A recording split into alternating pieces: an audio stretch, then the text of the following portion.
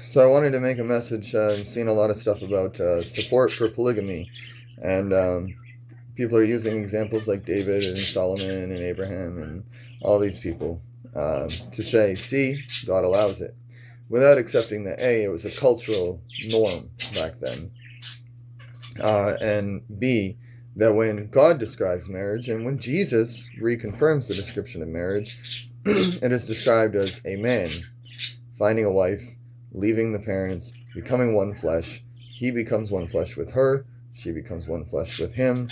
If you become one flesh together, and then the man goes and becomes one flesh with someone else, it's a division problem. It's not a solution. It's a division. He's now 0.5 flesh with this one, 0.5 with this one. Goes marries 4. He's a quarter flesh, quarter flesh, quarter flesh, quarter flesh. Unless what you're recommending is that we look at it this way.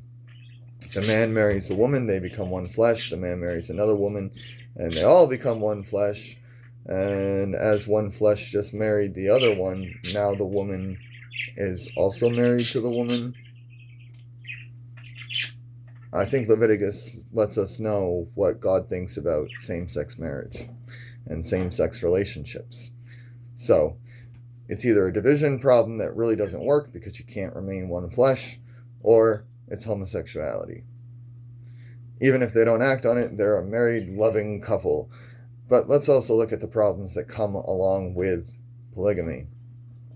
There was no happiness for the relationships. The wives were jealous, there was stress, there was anger, there was frustrations, there was sadness.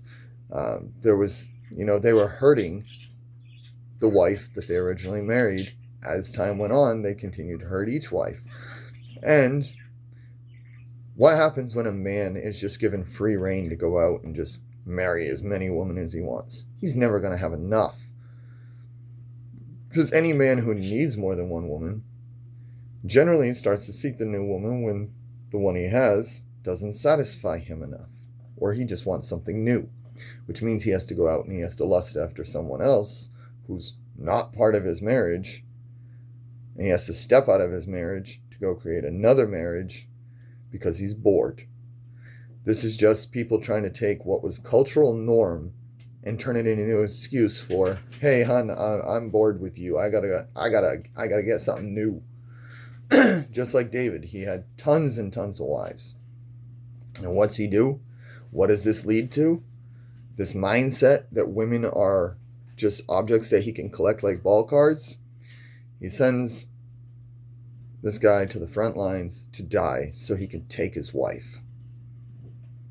Because he lusts after her so aggressively. Because you step outside of the bounds of you become one flesh and you start creating this warped version of marriage, then you just fall into all kinds of sin. If having relations outside of your marriage is adultery, you don't just get to go say or sign a paper and say you're married to someone else and now it's not adultery, because there's no possible way to take one flesh and divide it to two. So the Bible is actually pretty clear. It tells us about polygamy. It tells us about people who were polygamists. It also tells us it didn't really work out well for most of them. And so we are commanded to become one flesh with our wife, not wives. I don't believe for a second that the Bible anywhere actually indicates that polygamy is a good thing. God bless.